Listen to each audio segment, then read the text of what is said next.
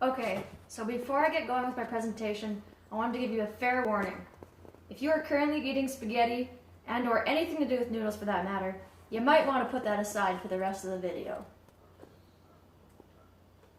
Today, I'm going to be talking to you about worms. More specifically, feline intestinal worms.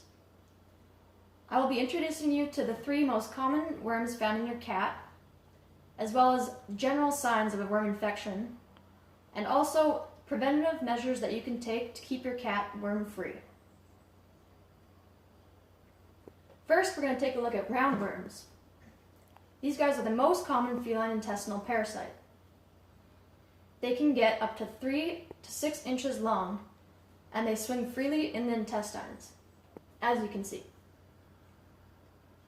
Typically, your cat contracts these worms by eating infected prey, such as mice, birds, etc.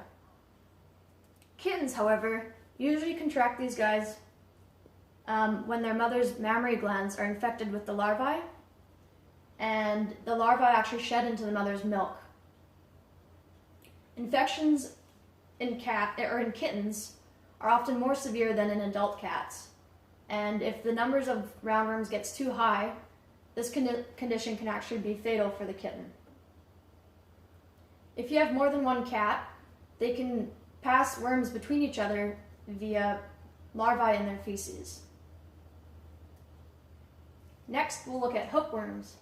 So these guys get their names because they like to hook themselves into the lining of the intestine, where they basically live their lives as little creepy vampires. These guys can cause anemia, which is due to a low red blood cell count. And once again, this condition is usually worse in kittens than adult cats. Hookworm infections are caused either by larval penetration of the skin or via ingestion. So the eggs are typically found in contaminated water, grass, or soil, and larvae will migrate their way into the cat via the skin under the foot.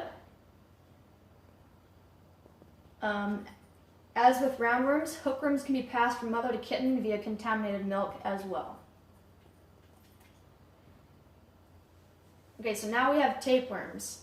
These guys, I like to call them nature's parasitic fettuccine. Very delightful. These guys can get up to 28 inches long, and they anchor themselves in the small intestines of your cat. Tapeworms grow in segments called proglottids, and these segments will actually slough off into your cat's feces, and each one of these segments can contain up to 20 viable tapeworm eggs.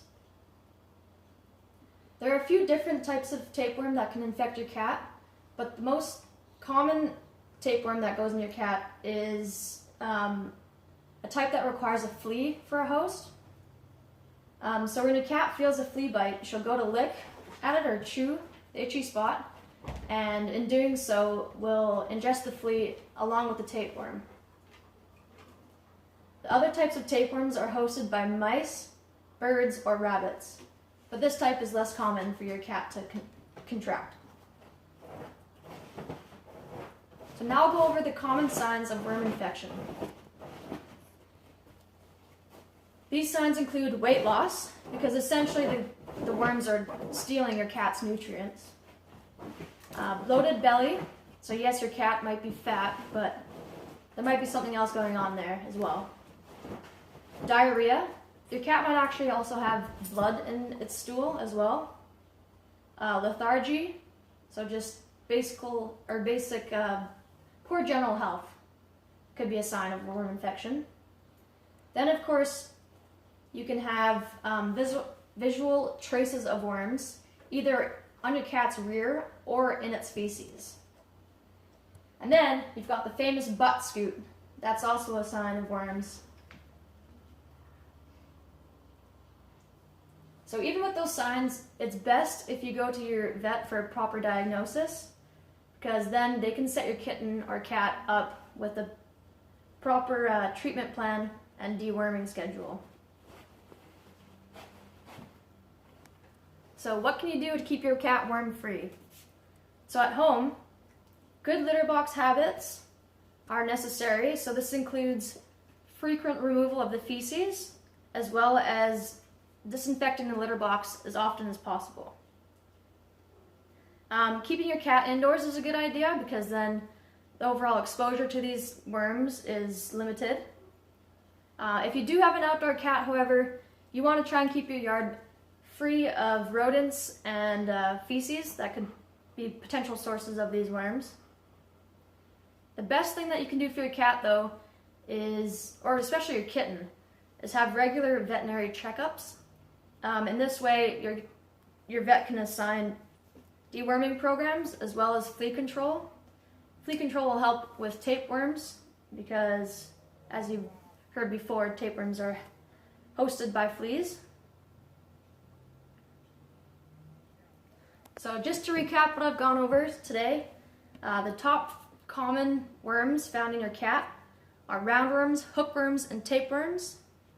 There's a few telltale signs of a general worm infection, but it's always best to go to your vet for proper diagnosis.